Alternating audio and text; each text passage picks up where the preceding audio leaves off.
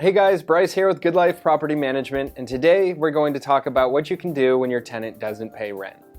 Whether this is the first time you've experienced a late payment or you have a tenant with a long history of paying late, it can be a frustrating situation. The last thing a landlord wants to do is chase their tenant down for rent owed. Many landlords are unsure how to proceed when their tenant misses a payment. In this video, we'll review the steps you should take when a tenant doesn't pay their rent on time.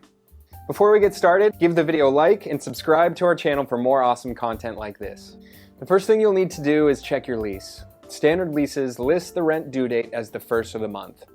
In California, landlords are not required by law to have a payment grace period. However, most landlords typically accept rent until the 4th of the month without any penalty.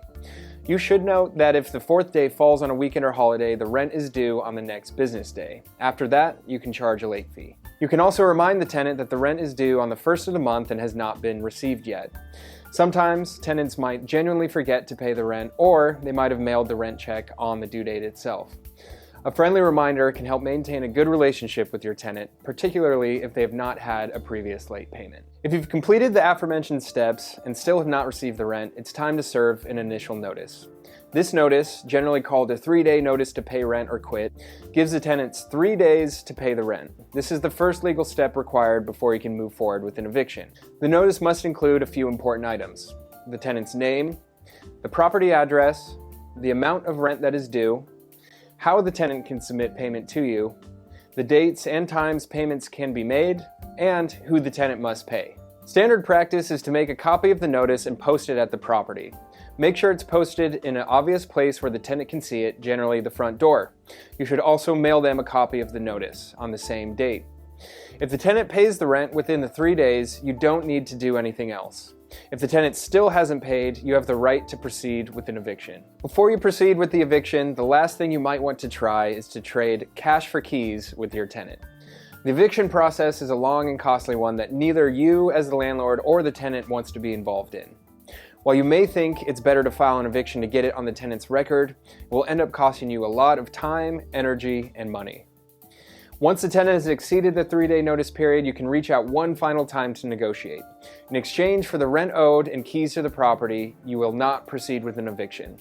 Make sure you give them a hard deadline, and once it's passed, file the eviction. We have a detailed video on the California eviction process, which you can check out through the link in the description of this video. There are some important things to remember when your tenant is late on rent. It's important to act quickly and be firm with your tenants when their rent is late. While you can be courteous and send them reminders, be sure you follow up on your word. If you tell them there will be a late fee, enforce the late fee. If you tell them you will file an eviction if they don't pay, file the eviction. Giving your tenants too much leeway can result in them not respecting your rules. It's also crucial that you document everything in writing. If you and your tenant reach an agreement, have them sign a document detailing the agreement and provide them with a copy. If your tenant has a co-signer on the lease, that individual is also a responsible party and should be named in any lawsuits and documents.